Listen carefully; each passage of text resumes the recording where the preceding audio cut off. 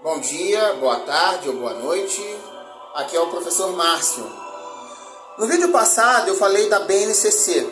Eu tentei responder a seguinte pergunta: ela é ou não um currículo?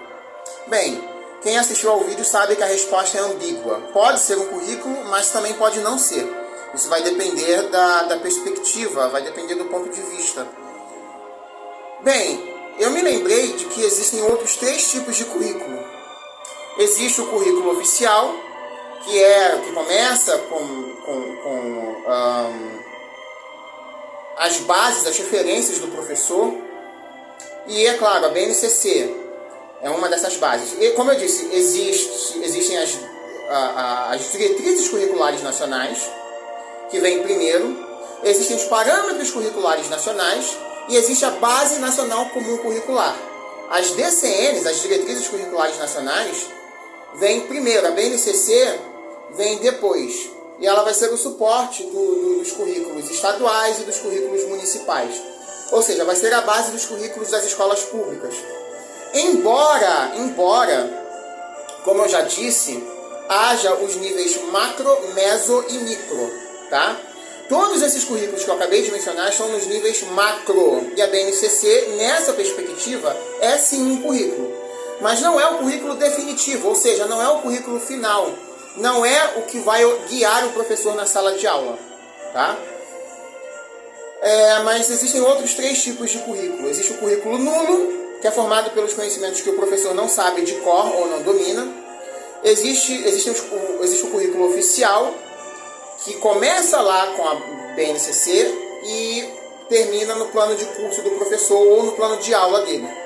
E existe o currículo oculto. É sobre o currículo oculto que eu quero falar. O que vem a ser o currículo oculto? Grosso modo, ele é o conjunto de valores, práticas, costumes e vários outros aspectos, vários outros acontecimentos dentro de qualquer escola, tá? Esses valores, esses acontecimentos, essas práticas não são necessariamente documentados. Esses valores e essas práticas não são obrigatoriamente documentados, tá? Não ficam às claras, ninguém precisa deixar nada explícito. Ninguém considera isso como sendo um currículo, tá? Então ele não é planejado, ele não é um planejamento. Até porque é impossível planejar tudo o que possa acontecer numa sala de aula ou em outras partes de qualquer escola, tá? É impossível. Eu posso dizer que o currículo oculto é o funcionamento da ideologia dentro da escola. E por ideologia, eu me refiro ao conceito muito abrangente formulado pela filósofa Mariana Chauí. Quem não leu o que é ideologia, ou quem não leu a ideologia da competência de Mariana Chauí, que leia, tá?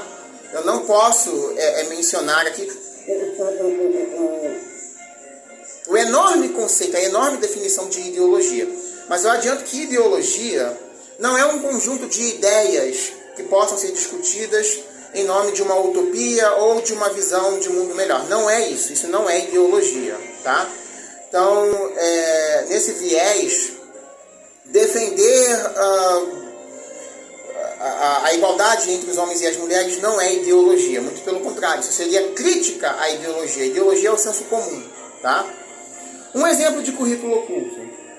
Quando a coordenação escolar, que aliás não deveria existir, porque é uma afronta à democracia, impede que os alunos saiam da sala de aula para ir ao bebedouro ou ao banheiro depois do intervalo, depois do recreio, nós temos aí uma prática e um valor militaresco, aliás, né? Isso passa por cima do inciso 15 ou do inciso 16 da Constituição e passa passa por cima do inciso 16 do artigo 5º da Constituição Federal, que é a lei das leis, é a Carta Magna, e passa por cima do Estatuto da Criança e do Adolescente também, tá? No caso dos alunos menores de idade, é claro. As pessoas não percebem que isso é currículo, mas é. Outro exemplo. Quando os pais pensam que o professor é um empregado de quinta e que os alunos estão ali para receber atendimento, isso também é currículo. O poste agora está urinando nos cachorros. Os alunos acham que eles têm o direito absoluto de frequentar a escola. E eles não têm a menor obrigação de mostrar resultado. Porque, afinal de contas, é um direito deles. Isso também é currículo. É o currículo oculto em pleno funcionamento, a pleno vapor. Isso, obviamente, passa também pelo projeto político-pedagógico da escola, pela legislação. Aliás, não deveria haver PPP, projeto político-pedagógico. Deveria haver projeto científico-didático. E cada disciplina tem as suas especificidades, embora em todas deva prevalecer a análise dos dados. Infelizmente, a pedagogia moderna e a legislação colocam o aluno como o centro de gravidade do trabalho docente. No entanto, o que deve prevalecer sempre é o currículo, a análise dos dados, a análise das matérias. No ensino nós chamamos de matéria, o que é exposto e explicado. Na pesquisa nós chamamos de corpus, né? Mas corpus, matéria, não importa o nome que se dê. O fato é que existe um conjunto de dados e esse conjunto tem que ser analisado. O aluno tem que sofrer, tem que pensar.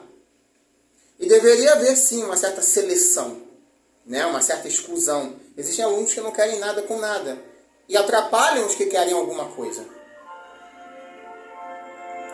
Bom, gente, existe o PP, Projeto Proposta Pedagógica, que é a fase de discussão daquilo que vai se tornar, daquilo que vai ser o PPP, Projeto Político Pedagógico. O problema é que, conforme diz o professor Moacir Carneiro no livro LDB Fácil, o projeto político-pedagógico representa a totalidade da escola. E a liberdade de cátedra do professor, segundo o que ele diz, tem de observar o projeto político-pedagógico da escola, que não existe. Verdade seja dita, as secretarias de educação colocam qualquer porcaria de cima a baixo, pedagogos e diretores colocam aquilo ali como se fosse democrático, e não é. E há quem diga que aquilo ali tem valor, pode valer por até 5 anos. Quando, na verdade, pelo menos a cada 3 meses, aquilo ali deveria ser revisto e, se possível, reelaborado. Ou pelo menos uma vez por ano. Não é isso que acontece. Quem trabalha em escola pública sabe... Bom, quem trabalha em escola pública com senso crítico sabe que não existe análise, não existe estudo, não existe pensamento. O que caracteriza o trabalho docente é a ausência de pensamento. Por isso que nós não devemos aumentar as verbas da educação, porque se nós aumentarmos, nós vamos remunerar pessoas desprovidas de senso crítico. E isso revela a pobreza da formação inicial, ou seja, a pobreza das faculdades que formam professores.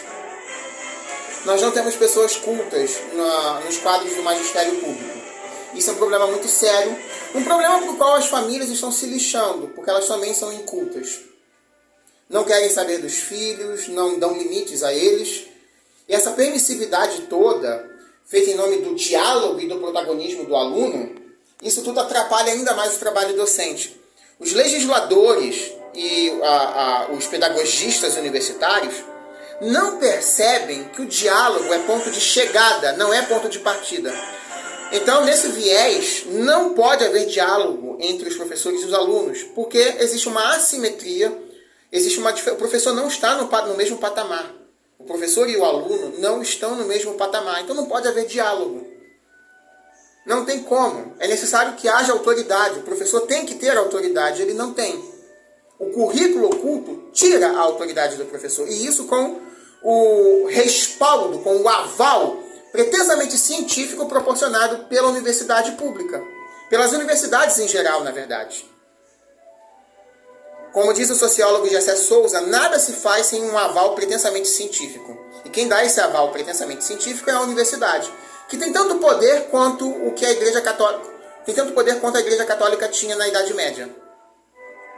Isso tudo é muito preocupante, é desesperadoramente ruim. E ninguém, no meio acadêmico, no doutorado, nos mestrados e nos doutorados, todo mundo fala de protagonismo do aluno, de ludicidade, de metodologias ativas, como se existissem metodologias passivas. Ninguém quer admitir que o único ensino que consegue contemplar as especificidades de todas as disciplinas do currículo escolar, a única didática que é capaz de fazer isso é a didática tradicional. Quer queiram os acadêmicos, quer não. são intelectualmente desonestos. Ou são ignorantes mesmo. De qualquer forma, o projeto político-pedagógico, por definição, é totalitário, porque representa a totalidade da escola. O que é um regime totalitário? Nós temos exemplos na história. Nazismo na Alemanha, franquismo na Espanha, salazarismo em Portugal, stalinismo na extinta União Soviética. Enfim, exemplos históricos não faltam. Então, se os professores... A gente sabe que não existe assembleia, não existe discussão. Os professores não querem raciocinar. Nós sabemos muito bem disso. Mas suponhamos, por uma longínqua hipótese, que o projeto político-pedagógico realmente fosse democrático. Ou melhor, que ele realmente passasse por uma votação e não necessariamente por um processo democrático. Se todos os professores de língua portuguesa da escola batessem o martelo para decidir que a linguagem neutra deve ser usada com os alunos, como se o padrão culto do idioma pudesse aceitar a linguagem neutra, em tese eu ficaria de mãos atadas, porque a LDB prevê o projeto político-pedagógico da escola. No entanto, como eu já disse, o parecer do professor Moacir Carneiro no livro LDB Fácil não é, na minha opinião, jurídico, ele é ideológico.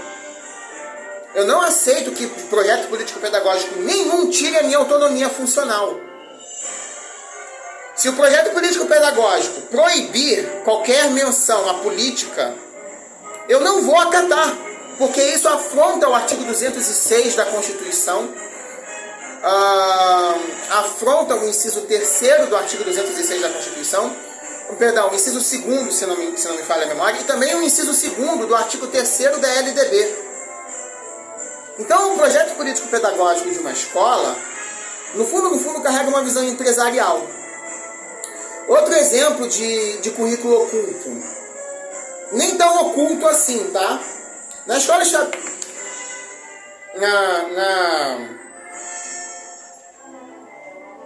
na escola estadual onde eu trabalho,